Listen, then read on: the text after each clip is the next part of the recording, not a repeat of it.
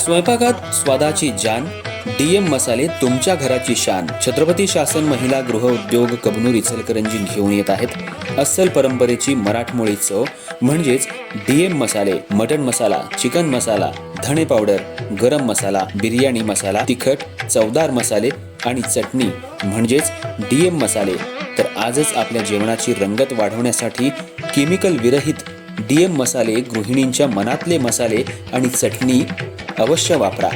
DM मसाले महिला बचत गटाद्वारे करणारे स्वच्छ माफक दरामध्ये म्हणजेच डीएम मसाले.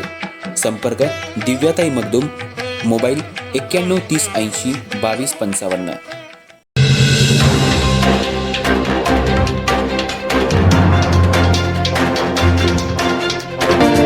नेतृत्वाला आम्ही विनंती करणार आहोत की हळवणकरजींना न्याय मिळाला पाहिजे, कारण हळवणकरजीचा एक मोठा अभ्यास विधिमंडळाचा आहे, प्रशासकीय अनुभव मोठा आहे, पक्षाचा खूप मोठा प्रचंड व्याप त्यांच्या मागे आहे आणि त्यामुळं जेव्हा आपण योग्य संधी येणारच आहे त्या काळात हळवणकरजीसुद्धा आपल्याला न्याय मिळाला.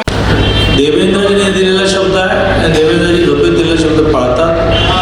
ग्राउंड शोधून ठेवा ही घोषणा झाल्यानंतर सत्काराला हे एवढंच पूर्ण नाही ना त्या मोठं सुरेशराव हळवणकरांना त्यांच्या कर्तृत्वाप्रमाणे न्याय मिळाल्याशिवाय चंद्रकांत सरस्वती. इचलकरंजी विधानसभा मतदारसंघात सध्या राजकीय चर्चांना उधाण आले.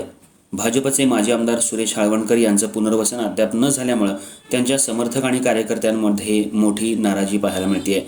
विधानसभा निवडणुकीत पक्षश्रेष्ठींच्या आदेशानुसार माजी आमदार प्रकाश आवाडे यांचे पुत्र राहुल आवाडे यांना साथ दिल्यानंतरही हळवणकरांना अपेक्षित राजकीय संधी मिळालेली नाही.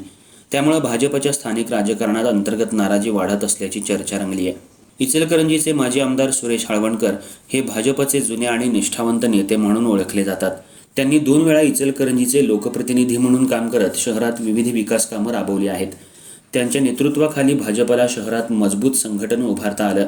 विशेष म्हणजे हळवणकर आणि आवाडे हे 2 राजकीय प्रतिस्पर्धी म्हणून 2 वेळा विधानसभेत आमने-सामने आले होते. मात्र राज्यातील बदलत्या राजकीय समीकरणानंतर माजी आमदार प्रकाश आवाडे आणि त्यांचे पुत्र राहुल आवाडे भाजपमध्ये दाखल झाले. त्यानंतर पक्षानं विधानसभा निवडणुकीत राहुल आवाडे यांना उमेदवारी दिली.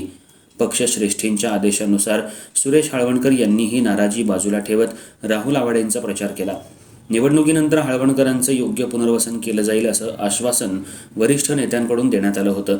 लोकसभा आणि विधानसभा निवडणुकीनंतर भाजपचे प्रदेशाध्यक्ष चंद्रशेखर बावनकुळे तसंच वरिष्ठ नेते चंद्रकांत पाटील यांनी हळवणकरांवर अन्याय होणार नाही अशी ग्वाही दिली होती.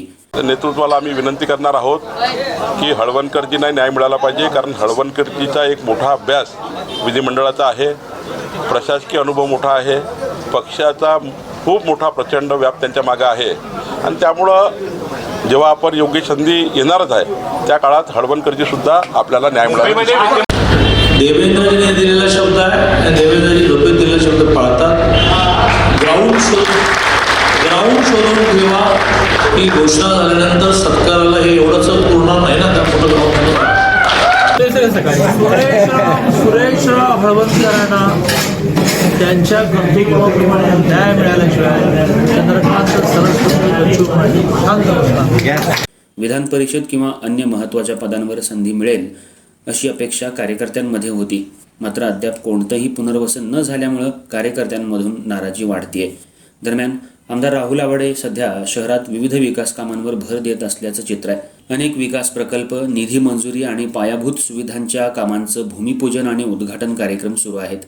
मात्र या कार्यक्रमांच्या digital flex, social media post आणि प्रसिद्धी साहित्यामध्ये सुरेश हळवणकर यांचा फोटो अथवा उल्लेख दिसत नसल्यानं नवीन चर्चांना उधाण आलंय. राजकीय वर्तुळात यावरून वेगवेगळे तर्कवितर्क लावले जात आहेत. भाजपमध्ये आवाडे गट अधिक मजबूत होत असताना हळवणकर गटाला डावललं जात असल्याची भावना कार्यकर्त्यांमध्ये आहे. त्यामुळे आगामी स्थानिक स्वराज्य संस्थांच्या निवडणुका आणि भविष्यातील राजकीय समीकरणांवर याचा परिणाम होऊ शकतो अशी चर्चा आहे. एकीकडे आवाडे विकास कामांच्या माध्यमातून शहरात आपली पकड मजबूत करतायत, तर दुसरीकडे भाजपचे ज्येष्ठ नेते सुरेश हळवणकर यांचं राजकीय पुनर्वसन रखडल्यानं कार्यकर्त्यांमध्ये अस्वस्थता वाढत आहे. आता पक्षश्रेष्ठी या नाराजीची दखल घेऊन हळवणकरांना कोणती जबाबदारी देणार याकडे इचलकरंजीकरांचं लक्ष लागून राहिलंय.